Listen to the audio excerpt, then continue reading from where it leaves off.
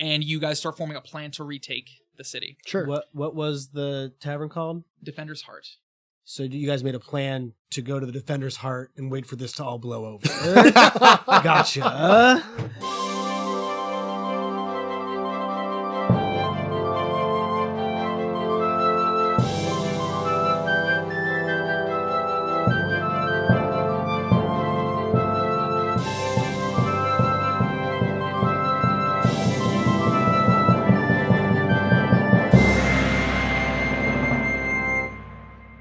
Hey there, and welcome to a special Tabletop Spoiler Guide, where we are going to talk about an adventure path, specifically Wrath of the Righteous.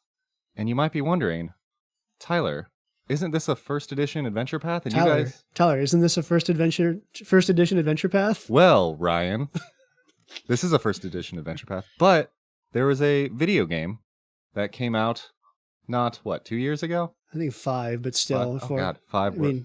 Anyway. Recent enough that we were concerned people might be mad if we spoiled it. Yes, so we are doing a spoiler guide just in case. We don't want anybody halfway through Wrath of the Righteous to listen to this episode and be like, they did what?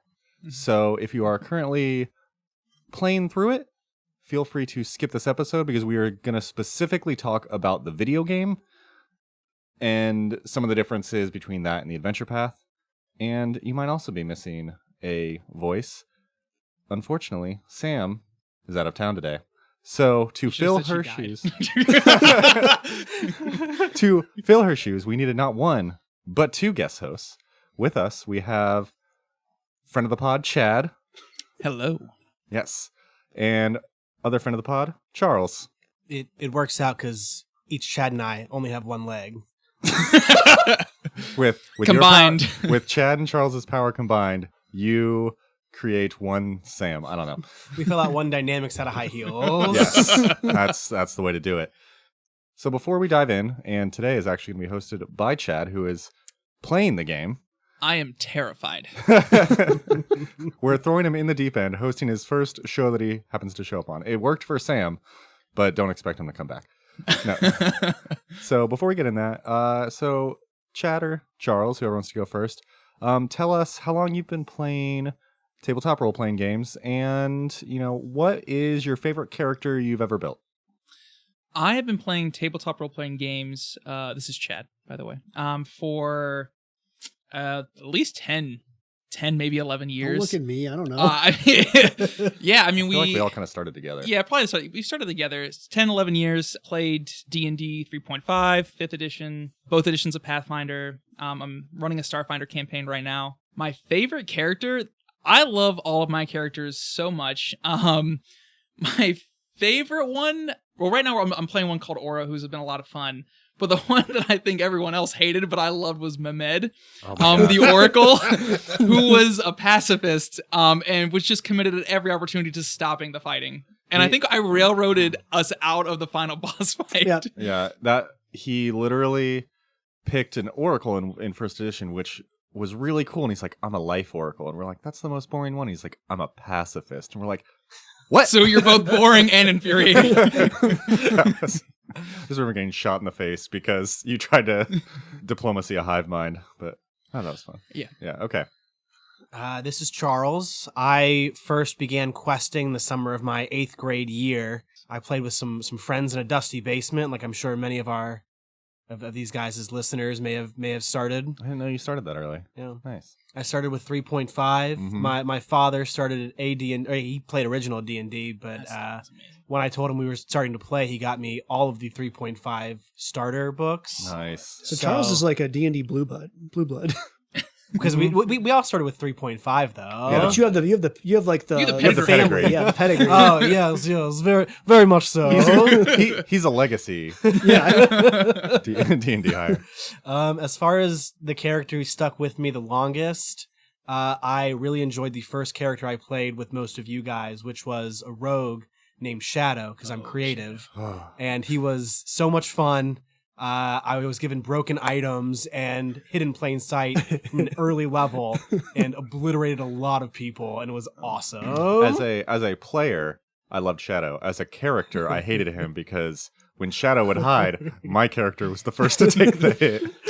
And this was because the DM, me, was furious with Shadow, so I would take out my rage on Tyler. It was fine. We made it work. I learned a lot of lessons with him, including don't loot the bodies before your cohorts can also see. It's a dick thing to do. The best part was when people would get so angry at you because they're like, Shadow's stealing all the loot. And Chad's like, roll a perception check. And we roll and we're like, we don't see it. No, like, nobody sees it. But somebody fix it. And they're like, Tyler, why is your character oblivious? I'm like, he just gave me a decent amount of money. I didn't know that he took 50% of it. It was fine. It was all down to it was some cloak that I had gotten from Shad. The collar of Umbral Metamorphosis. I will never Exactly forget that item for the rest of my days. Yeah. DMs do not use it. I don't remember. And then, but yeah, one more thing before we get in. Usually when we record the episodes and spoiler guides, we're usually recording them one after the other. So the spoiler guides will sometimes have references to the episode. In this case, you will find 0 references to the Mendev episode because we have not recorded the Mendev episode. Because as of Sam right is the host for the Mendev episode. Sam is hosting, and she is in Louisiana right now. So we're doing this a bit out of order, but it'll still be a fun time. So Chad, go ahead. All right. So this is going to pick up, the setting of the game picks up after the 4th Crusade. And I don't know if you guys have talked about the Crusades at all. No. Really. Is this a Mendevian crusade or the... It's a the Okay. 4th Mendevian Crusade. Okay, no. So explain a little bit about what the... I could just say the Crusades. So there's... The Worldwound happened. There's Yeah. lots of crusades to go fight the Worldwound. That was I assume we're going to talk about this in the mainline episode, Yes. but just in case. Yeah, that's literally it. Cool. Yeah, just Worldwound happened. There's been a bunch of Crusades. Makes sense. Now, one thing that is important for the game is that the game goes into how the Worldwound got created. Yeah. And the Worldwound got created, I think, in the 4600s. That was as a result of the machinations of Aurilu Vorlesh, who was... Aurilu Vorlesh. Okay. She was a witch in Sarkoris, and Sarkoris was the lands where that were there before the Worldwound erupted. Yeah. And she, through things we discover in the game, worked with some demon lords to create the Worldwound. So, question, because we talked a little bit about this in the Realm of the Mammoth Lords episode, but the year it actually happened is 4606 because it coincided with Eridan's death. Yep. Hashtag never forget. So, did the demons just kind of like take that?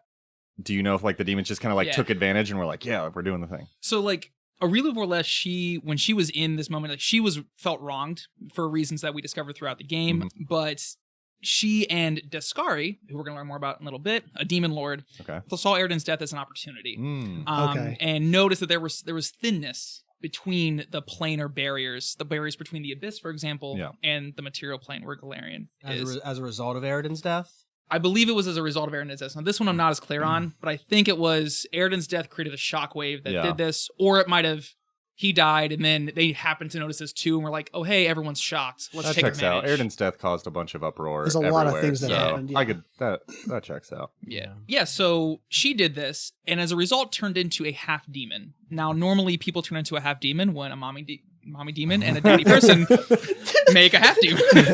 Sure.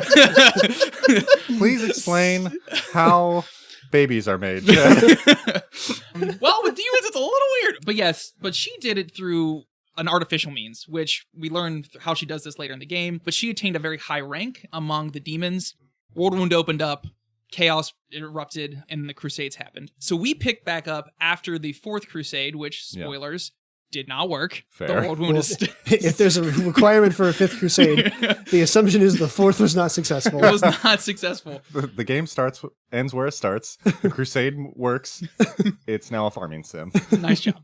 I would consider playing that game, though, is the thing. Yeah, Animal Crossing, but, Galarian. Yeah.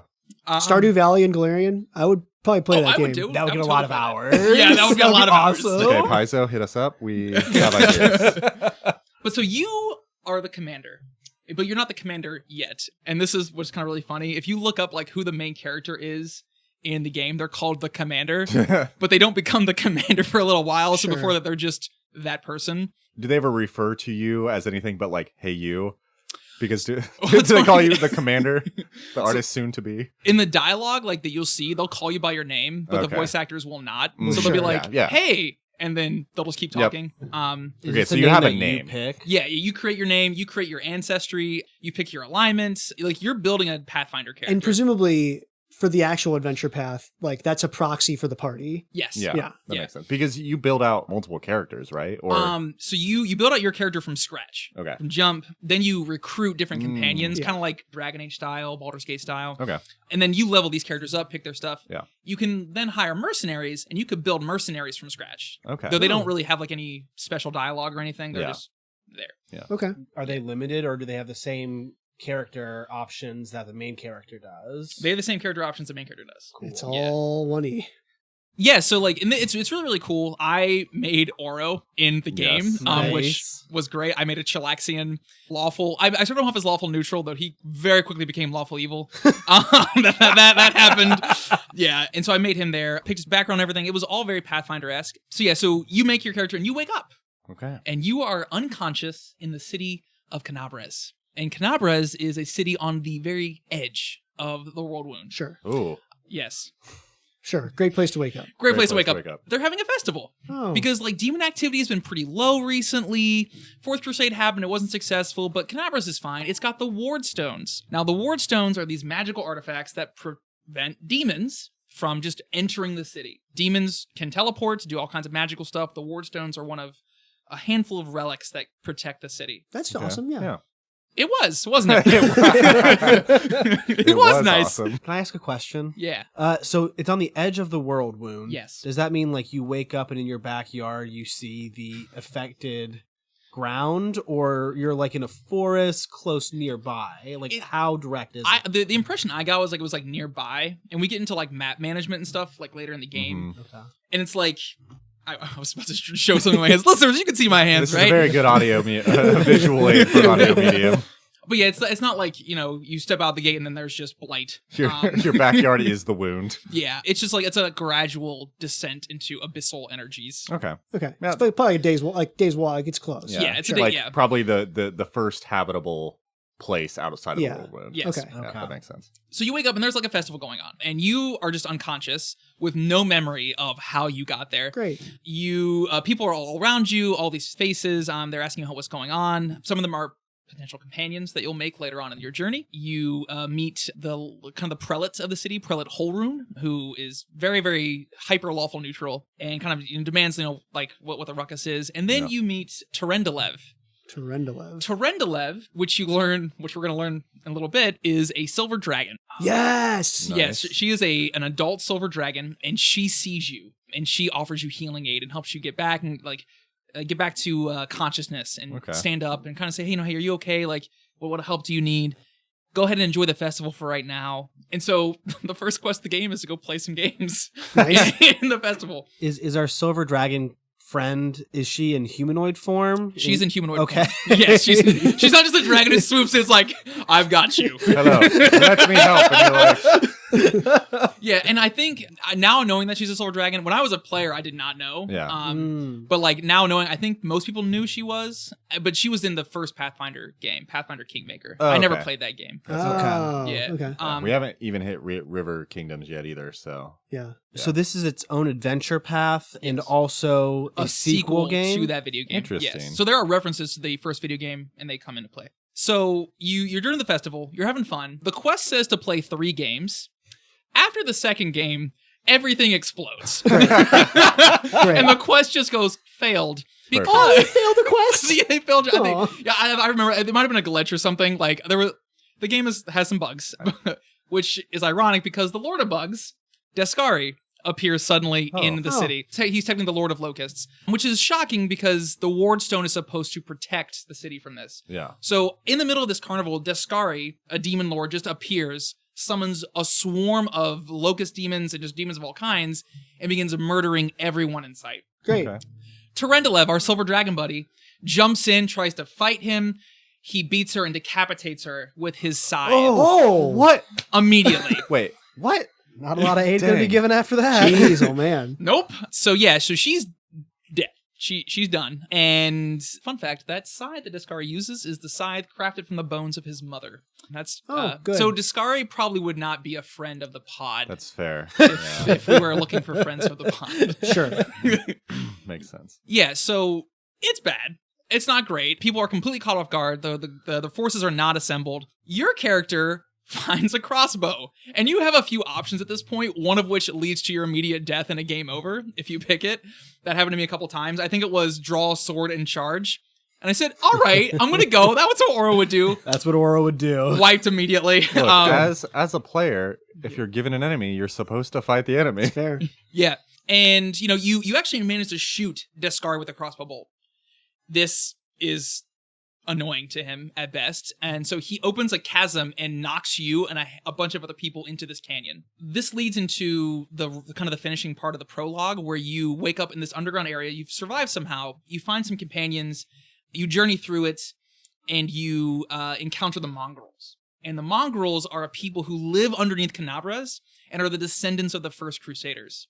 Oh, wow. Oh, okay. Yeah, and they're like this. They're all deformed. They all have random deformities because the first Crusaders, when they were just having babies, the abyssal energies infected their kids. Oh. And so these children were outcasts, and many of these Crusaders tried to raise them. Some were like, no, this is disgusting. You're a spawn of hell. And they formed their own community. And being a mongrel it's not a fun time. Yeah. It's just not good. I'm just seeing Futurama mutants, and that's all I can see. That's probably a not great too far, yeah. That's a great description. But yeah, you encounter the mongrels, and you also encounter the sword of an angel. And when you touch the sword of the angel, you get your first inkling of what will become a mythic power. Ooh. So anyone who's familiar with Pathfinder First Edition, you might be aware of like mythic ranks. Yeah. I don't know, have you guys talked about mythic ranks at all? Not much. They're actually coming out. They're coming back. Yeah, they're coming back next year Yeah. with the, I think, War of the Immortals or something. I think they said they're going to redo this as 2E. Oh, I hope Are so. they? Well, They might. they're doing Mythic before this, Yeah. at least. But yeah, so basically Mythic ranks are like faux levels. It's almost, if you're a Pathfinder 2 player, it's almost kind of like either free archetype yeah. or dual classing, kind of like a slightly more powerful free archetype, but slightly less powerful dual classing. Basically just stack stuff onto your existing class. Yeah, that's exactly it. And throughout the game, you're going to get up to 10 mythic ranks. So by the end of the game, you will either have 20 levels of a class. I mean, you could multi-class and do all that stuff too, but 20 levels and then 10 mythic rank levels. Or you can make a choice and you can say, I don't want to be mythic anymore, and you can just have 40 levels. Huh. Oh, Yeah, you can just go up to level 40 if you want. And that gets all into later in the game. Yeah. But essentially, you get your first inkling of your mythic power here. You work with the mongrels to free some of them who've been trapped in this maze that the demon was overrun, and you break out. good. And that's the end of the prologue. Act 1 starts. You break out, and you see that the Grey Garrison, which is the fortress of Canabras, has been overrun with demons. And you have to break yourselves out, free any humans or mortals that you can find, and find a place of safety. Oh, man. What's your squad like right now? Is it just your team, or do you have the rest of the town's citizens as well? Right now, it's your team and a handful of guards, and they like that's pretty much it. The defenders are very, very scattered. When you do break out, you guys rendezvous at the Defender's Heart, which is a tavern in the city. There you meet the commander of the guard, Irabeth. You meet a handful of other characters, and you guys start forming a plan to retake the city. Sure. What was the tavern called? Defender's Heart. So you guys made a plan to go to the Defender's Heart and wait for this to all blow over. Gotcha. We'll go to the Winchester and all blow over. Love it. I would have loved that if that was an option in the game. I would have been like, yeah, all right, cool, we're done. What would you like to do? Grab a pint? What next? Wait for it to all blow over. But yeah, so you guys make you go in there and you're like, okay, what do we got to do? And for this review of it and overview of the story, there's just a ton of quests. Oh, yeah. I love the game. It's also a very big game. Yeah. But We're sticking high level at the tabletop let's travel take guide. high level. So there are 2 general things you got to do. One, you got to retake the Grey Garrison. That's the symbol of the city's power. That's where the demonic forces are located. And you got to cleanse the Wardstone. because that's what's keeping the Oh, that demons. was the thing. Yeah. That was the thing. Yeah. So it got corrupted, which is why it didn't. Yeah, we don't know how it got corrupted. Yeah. It was what's keeping the demons out. So you do that. You gather a motley crew of characters through a variety of quests. You discover some more about your mythic abilities and such.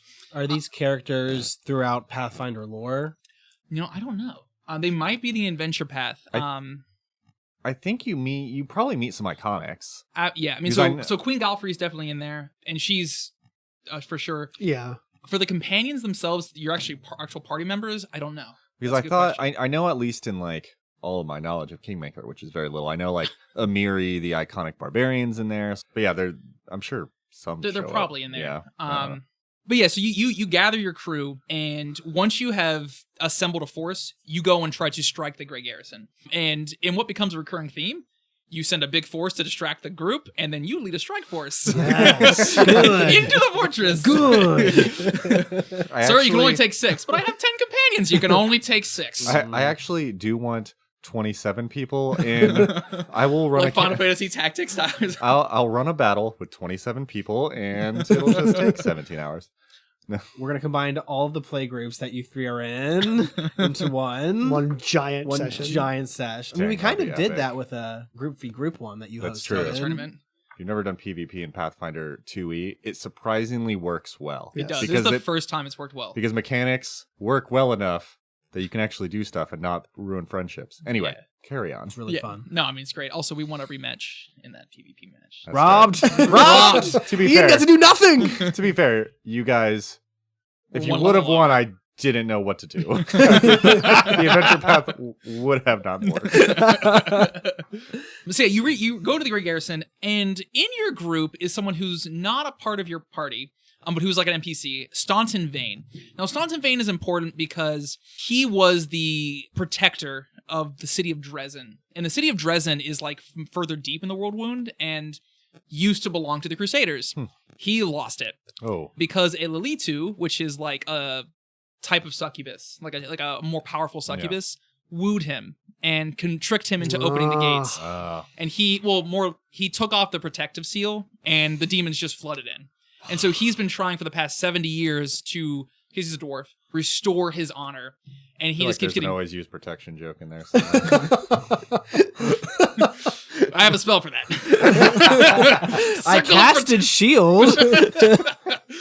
He's been trying to earn back the favor of the Crusaders. Queen Galfrey did not execute him, though many wanted to execute him. She instead sentenced him to essentially Crusader hard labor. It's like the undesirables. Like you have to like do the worst tasks. Yeah. And He can pick up a sword. Like you probably don't want to kill your own crusading force. Yeah. Right. And she rationalized that she wants to give him a chance to earn mercy. He's bitter and jaded after 70 years of still trying, and just no one cares no one wants to believe him. He's with you.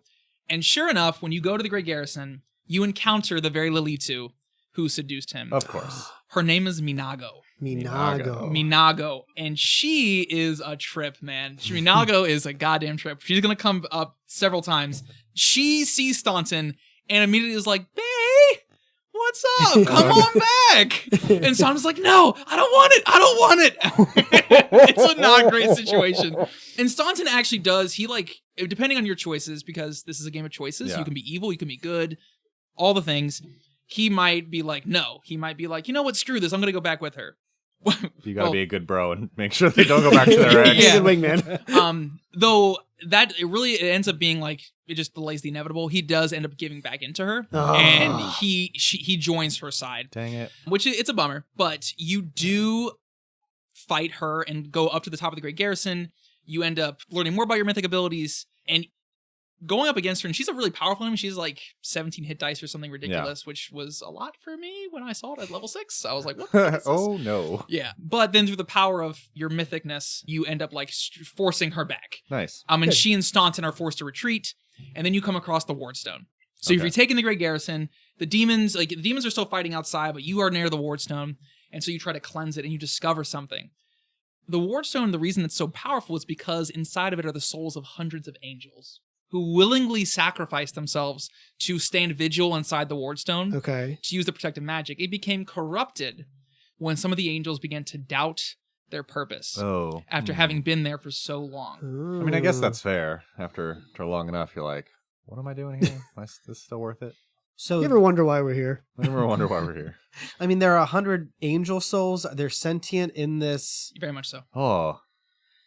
I mean, I guess you're just hanging out with 99 of your favorite bros. Yeah. Yeah. You know. Is there pizza?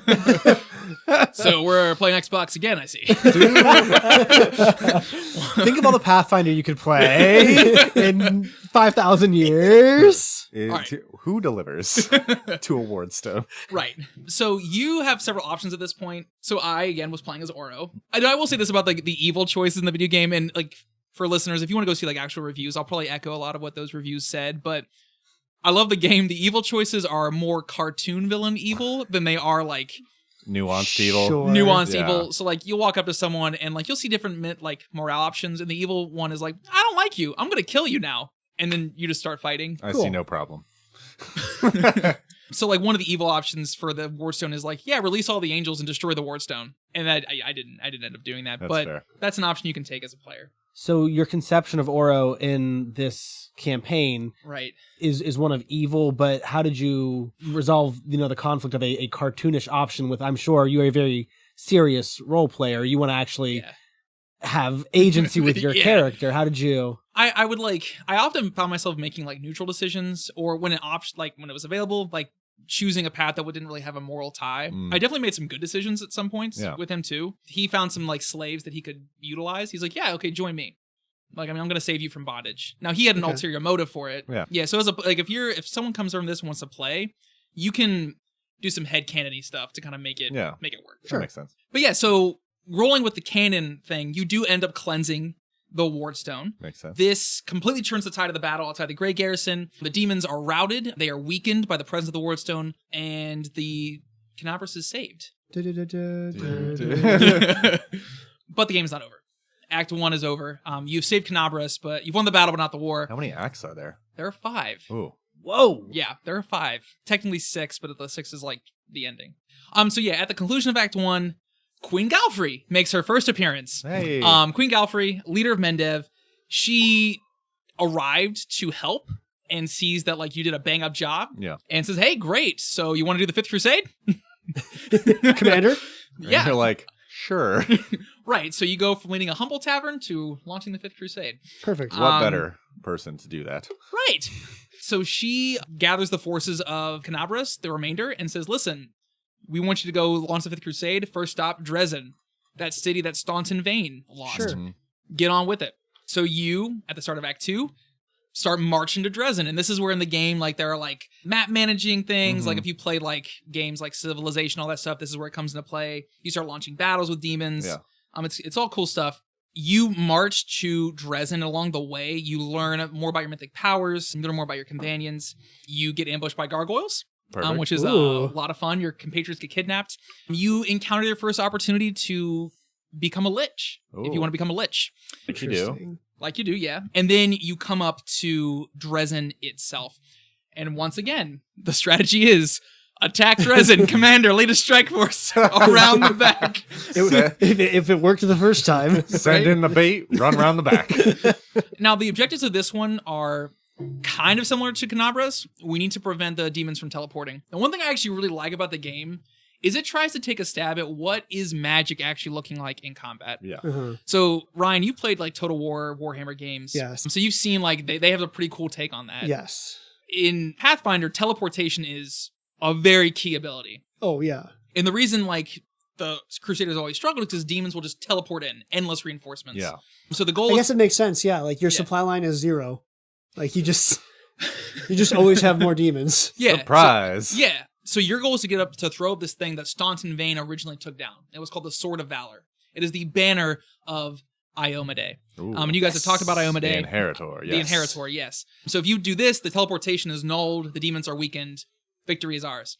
So you go to the Dresden, you sneak in, and the fighting is fierce. You open gates, you get your men in, people die, it's crazy. You fight a Baelor. Nice. Yes. Yes, Baelor. And this Baelor is named Darazand. He is a notorious general. He is not as notorious as this one dude who is actually iconic, Karamzadeh, though you do end up messing with him at some point. But yeah, you fight Darazan side by side with Queen Galfrey. Oh, that's cool. That's sweet. Yeah, it's dope. So then you secure the courtyard, you go inside, you fight your way up, and who do you find but Minago and Staunton Vane? Come on. Yeah, and Minago's like begging Staunton, like, babe, we gotta go. Like, they're at the gates, and Staunton's like, no, I'm not gonna leave this time, I'm gonna face my fate. And he does, and he dies by your hand. You end up killing him. There's no option that I found to spare him. Sort of mission accomplished. Yeah, Drop the banner. Does she get away, Minago? she gets away. Of course. She does that a lot. Does she Suck him fly away? She teleports away before you put the Sword of Valor down. It's dumb. I don't like it. What It's a jerk. she does it quite To be fair, if she's the one who's wanting to go away in the first place, she probably had a plan. She's like, Yeah. this guy, this scrub. Yeah, so you defeat Staunton Vane, Minago ports away, and you then now throw the Sword of Valor over the gates. This destroys the demon's teleportation ability in here. The demons are weakened, they're cut off. The Crusaders wipe them out. Perfect. Nice. And now you're in control of Dresden. Yeah. And it's great. Take that, Stanton. Staunton, Take that, I like Staunton. yeah. So then Queen Galfrey's like, hey, good job. Let's keep going. Let's keep this party bus going. Yeah, let's keep We're going. going to the after party. Yeah, and so then like Sorry, is Dresden further towards the center of the world? yeah, Dresden's getting closer to the center of the world wound. It's still like on the periphery. So if you imagine Dresden like a heart, like an art shape, not of an actual heart, but Yeah. like a heart shaped that you would draw. Sure. It's like in the upper right regions of that heart shape. If the world wound center is in the center of the Okay. heart. Cool. Okay. So yeah, you get up to Dresden. You're now in charge of Dresden. Queen Galfrey's like, listen, you're the knight commander. Go to town, start like wiping out the demon armies in the land, start taking back our old outposts. You start doing this. People from all over start hearing about you, and start sending like missives. So you get people from Cheliax, Yeah. from Taldor, those arrogant people. I was going to say different. And Doran emissaries arrive. A devil from Asmodeus arrives. And it's like, Perfect. yo. I don't like demons. Yeah, I hate demons. To be an enemy of my enemy is my friend.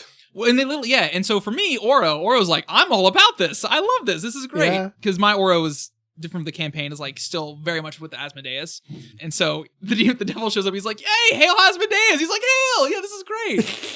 Do you get to adopt these emissaries as companions? Some of them you can't. They do end up become companions, but more importantly for you personally, they'll open up mythic paths. So the devil, for example, says, hey, listen, if you will let me make deals with your soldiers to grant them more power in exchange for their souls, I will help them and make them make better soldiers for you. And Oro was like, Great. Sounds like a great. deal. I love this plan. My paladins were a little upset, but Yeah, they're fine. they're fine. Do you have to manage relationships between your camp members? You do. Events will pop up, and like this is where it gets away from traditional Pathfinder like combat and gameplay Yeah. mechanics into more like relationship building and all that. Yeah. Act 3 is probably the biggest, most time sinky part of the game. Long story short, you start learning more in this act about Arilu Vorlesh, the architect of the Worldwound, Sure. she who opened it up, and this dude named Xanthir Vang. Xanthir with an X, because That's he's a name. edgy like I that. like it. Ooh. Yeah. And so essentially, Arilu, you learn some more stuff about how she opened the world wound, about how to close it, too, about how she turned herself into a half-fiend. Yeah. For Xanthir, you learn that he's been creating super demons. Ooh. Oh. They're called mythic demons, but I call them super demons. When I thought that was fun. And they're like demons, and their defining characteristic is when you kill them, they pop right back up for one more go-around, which was... They just ripped off Orc Ferocity. I was going to Get say, outta isn't that here. just Orc Ferocity? And they have some other things They're they like, can do. it's but a new thing, Ryan. that was the chief mechanic, and it was like, what? Come on now. Yeah, but so like you learn more about that. You go to Xanthir. He is a hive mind. Okay. Cool. He is a cloak surrounding thousands of locusts. When he has divided his consciousness into a bunch of locusts. I kind of hate that. Yeah. Like, I like that as like I kind of hate the visual, though. Oh, it's terrible. Locust Man. Yeah, and so you discover like how he's powering these demons. It's through something called Nahindrian crystals, and then you Yada, yada, yada. yada yada yada. I mean, it's a cool Locust thing. magic, demon. And one thing I will say for the game is it does do a really cool investigation of certain things. So like you recruit a succubus to your party. Nice. You can straight up recruit a succubus, and she was visited by the god Desna because Oh. she Yeah. like corrupted a Desna cleric and turned them into just a monster. And she went into the dreams of this person, and then she started feeling their emotions. And so she was like, oh my god, This is what I do to people. This is what I do to people. So Desna said, hey, you want to be an acolyte of mine? And she was like, cool. So like there are often examples of like demons and creatures that are evil in Pathfinder 1E, like doing things and being like, oh, like I have more to me than that. That's really cool. Yeah, cool. yeah. So it was cool. So like with Minago, like there's a inclination that she might have felt something akin to love for Staunton. Yeah. I mean, it was all kinds of toxic, but yeah, Xanther reveals that, hey, so there's a portal to the abyss nearby. And my character was like, well, where's Xanther? He said, well, in Dresden. I said, but that's my city. So The opposite of what is good. Yeah, so you have to go back to your city, and you go with Queen Galfrey down to this place called the Midnight Fane, which is a portal to the abyss, or like a bridge between the abyss and the material plane. Cool. And you gotta clear it out. Gotta purge the demons. Sure. And you go with my favorite son bro, second to Solaire from Dark Souls, the Hand of the Inheritor. Ooh. Who is this shining beacon of goodness in a dark, dark world. I love the Hand. He's just like, hey, what do you need? Need a heal? You mean to mess someone up? I got you, bro. And like, he's ready. He's all in. Yeah, he's just an awesome character. Another character I will say just off the top, Regil. Just look up Regil. Regil is a gnome who is going through the bleaching and does not care because he is a Hell Knight. And that's kind of cool. That's really cool. Yeah, That's pretty cool. Regil is probably one of my. There's a lot of cool companions, but he is a dope companion, and he and Oro gelled immediately. It was a great mix. So yeah, you go to Midnight Fane, you clear it out, you find Darazan, the Baelor you beat before, who had retreated. You kill him. You find Minago, begging Darazan to leave with her, and Darazan's like, no, and she's like, okay, and then she teleports away before you can kill her. Dang it. I think it just goes to show that, like, men are the real emotional ones when it comes to leadership. Minago was like, listen, we do not have a chance here. She is like, here is the tactical situation. The man's like, bet. I want to use my sword. Just let me be a man. I want to die. Just let me die on this one. But yeah, so you do this, and then Queen Galfrey does a real not cool move. Oh no. She gives you an evaluation on your performance as the Knight Commander. You need your mid-year review, Chad. How are you going to improve? And Did you meet your goals? Well, it was really cool because like Oro definitely like he scored high on effectiveness. Like she was like, listen, you purged pretty much everything you could in that time span. Low on morality. But then you're like, but you left several companions to like several like elements to die, and Oro was like, but I needed to win. Sure.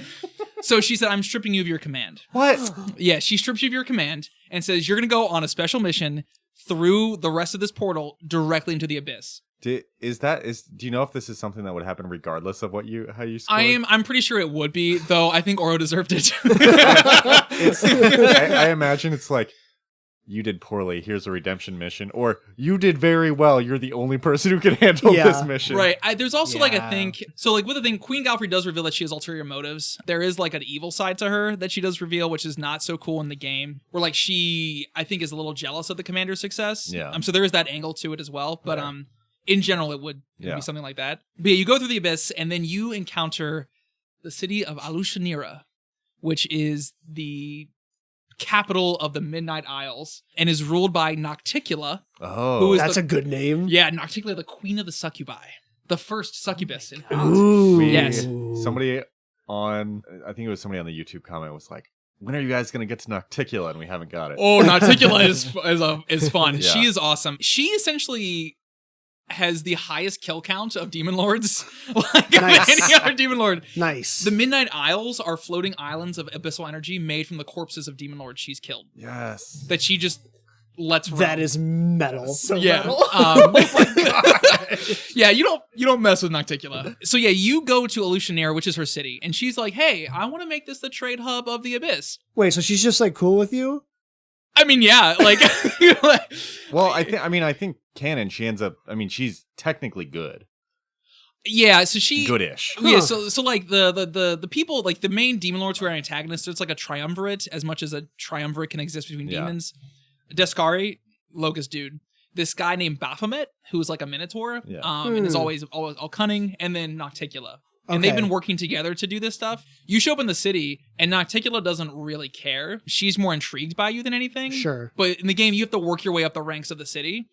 And the city works as a city of demons would work. There is one law, and if you can kill someone, do it. Cool. And might makes right. And so you do that. You end up actually getting into the good graces of Nocticula, and she's like, okay, I mean, yeah, you're pretty cool. You know, in fact, I'll even help you out. Your kill count's pretty high. I like the cut of your jib. I just need you to do some errands for me. So I need you to go kill Hepsamira, which is the daughter of Baphomet. Cool. Yes, he was my ally. I don't care about him anymore. And then I need you to go kill Baphomet. Cool. By this point, you're like level 15, level Yeah. 16. So you're regularly dealing with people who have like ACs of 60s. Yeah, you can make some stuff happen. Yeah. Yeah. So you go do that, you know, yada, yada. You'll kill a demon Yeah, lord. that's fine. And you have to fight your way back to the end of Act 4 is with you essentially defeating Baphomet and Hepsamira or fighting with them. And then you make your way back to Act 5, which the Act 5 is in the adventure path and in the game is called the City of Locusts because things have gone poorly since you were gone. When the commander is not commanding, stuff hits the fan. Yeah. And so a lot of plot details come about and like your mythic path, like options really come to the forefront here. A lot of choices depend on your mythic path. Yeah. But essentially, like, you have to clean stuff back up again, and then you have to go take the fight directly to Dascari. You do so. You learn, like, that you have a direct connection to Aurilu Vorlesh, and that the soul of her unborn child, the soul of her child is actually within you, and that you were an attempt to revive it. Huh. It's Sure. super complex. Checks out. But you go to the City of Locusts, you fight up to Dascari himself, and you slay him, and using the magics of Aurilu herself, close the Worldwound. You then have to fight with Aurilu and defeat her. I use your magic. Now I kill you. And then you win. Fifth Crusade wins. Well, then you die, and then you Oh. get judged by Pharasma. Oh. Oh, that's good. Yeah, That's you actually meet kind of cool. at the end of the game. You meet Pharasma, and she judges your actions, and then you make choices based on your mythic path. What happened to Oro? So Oro actually turned into a devil. Oro That turned. checks out. I was love just that saying, for I him. mean- Yeah. That's I not love your journey. But we talked Yeah. about that, right? So you get judged and you go Yeah, to the right place. and like Yeah. it's like he turned into a devil, and Asmodeus was like, "Yo, nice job, come on in." Yeah, so yeah, it was a lot of fun. It was a fun Nice. game. That's really cool. Just that they did a good job for the game to be able to try to play any type of different character For sure. you wanted to, Absolutely. whether the evil or the good. And like, it is kind of interesting and like very fitting that where most things are like, here's where you ended on the good evil scale. It's like Pharasma literally did that. Yeah. Like, that's her whole job is like, here's where you actually ended up on the good evil scale, and Yeah. because you died. Huh. Interesting. Okay. It's an Okay. awesome way to customize it. I would love I'm sure you could go out and find clips of what happens Oh my God, for yeah. good characters or even like differently evil characters. Yeah. Yeah. And so the canon ending Is the angel ending. is the angel ending. Yeah, so like that's a lawful good ending. You're an angel. It's also probably the most powerful mythic path because you're fighting demons and you're an Yeah. angel. Yeah. Makes sense. And you end up as an angel. There's a secret ending where you turn into a god. Oh.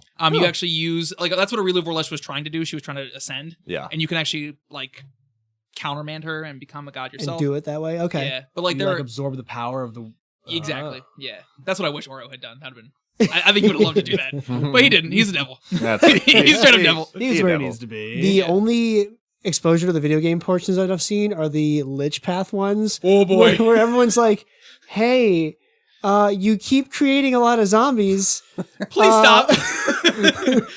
I mean, we support you fighting the demons, but like, Well, you're going to be cool, right? no. the canon is you become Geb. Literally, like so Staunton Vane, who you kill, you can just raise him as a lich. Be like, hey, you work for me now. And the lich you first meet, who offers you to teach you, he's like, listen, the Crusaders, they're idiots. They're not doing this right. Become a lich. You a lich. Raise some zombies. I like that idea. But some companions will leave you because yada yada yada. But I mean, Hey. come on, you know, you want to be a lich. You've got friends. There's zombies. Every enemy is a future ally. Yeah. Nice. So you enjoyed the game. Yeah. I did. If you're looking to play it, it's a bit bloaty. I mean, Yeah. it's a big game, and it's interesting. Like playing a game with an AI DM is a bit interesting. It's interesting because it's interesting. It's a bit challenging because Yeah. like you'll be fighting 20 dudes or like going up against an enemy with like a hit dice of 20 and you're level 7, which definitely happened. And you're like, what the heck? And the game's like, we'll figure it out. Yeah. Whereas a human DM might like has more creativity and flexibility. A in that human moment. DM is like, I've made a huge mistake. Right? Yeah. Yeah. But you can usually just like reload too, like computer. You just can be like, save. Yeah. yeah, like that didn't work. Try again. Whereas Yeah. if you're at a table, I'm sure you're like, Pause. Move. guys, we messed up. It didn't work. Can we rewind? Yeah. Nice. Cool. Yeah. Well, this was awesome. I always love hearing about all the the adventure paths that I feel like we see the effects of, because obviously if you're looking at, 2E Galarian, the Worldwound's closed. Yeah. That's, kind of done. So it's cool to see what came up before then. and, Right. like, Yeah, what because it's called the caused it. Sarkoria Scar now. Because Yeah. it's all closed. Nice. Cool. Well, Chad, any final thoughts? It was fun. I'm glad I'm here. I can lend voice to the stories that Tyler and Ryan have told about me. And maybe I confirmed them or about not. like 84% good. Yeah, it's That's mostly great. good. That's great. Yeah. You gonna go play Kingmaker now? Ooh, boy. I don't know. That was actually when I go back and play Wrath of Righteous now, and I definitely will play it faster. But my goodness gracious, that I was mean, a beast of a I'll look game. behind the curtain. Chad and I both have less than 1-year-old children, so I'm sure your computer time is not as. I mean, there was definitely a time where I was like retooling a build for Oro, and like my daughter was on my lap, and I was like, "Well, this is not happening right now." Yeah. This is Just not gotta gonna strap her happen. in. She's gonna be a gamer. It's fine. It